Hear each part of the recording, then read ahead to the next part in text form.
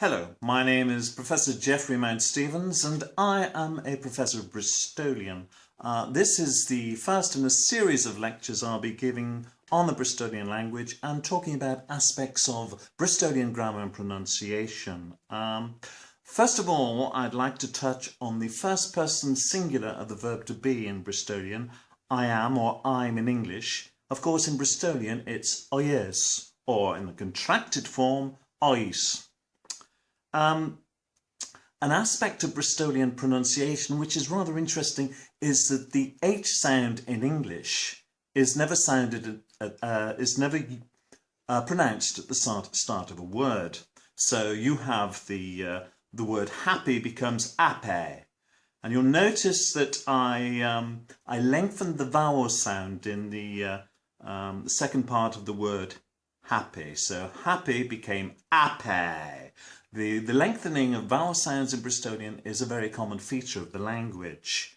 The word because is shortened to cuz, so you have I'm happy because is I'm happy cuz, and there again the ing sound in the gerund in English, as in wearing, becomes in Bristolian. So instead of wearing, it's wearin.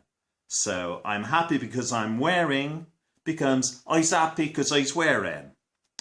The indefinite article in Bristolian is always a. Always a, never an, always a. And the other interesting feature of Bristolian pronunciation is that in the middle of the word, or at the end of the word, the T sound is always the glottal stop, the sort of grunting noise from the back of the throat. So instead of hat, you have a. So instead of I'm happy because I'm wearing a hat, you have I's happy because I's wearing a hat. The word for and in Bristolian is an, no D sound. And again, the word, the gerund sound is always in, as in goin, goin. Not going, but goin. Again, the word out. In English, you have the glottal stop at the end of the word for T, out. So, and the word for in Bristolian is similar to the English for, but the R is stronger. So for becomes for. Okay? The vowel sound in the middle of a word such as wheel, eel, reel, is always, instead of E, is always E. So a word such as meal becomes mel. So what have we got so far? I'm happy because I'm wearing a hat, and I'm going out for a meal becomes I's happy because I's wearing a hat and I's going out for a meal. Okay, phrases like ain't gonna, which are ordinary aspects of English slang, frequently spoken in ordinary language, pretty similar in English. And any is always no.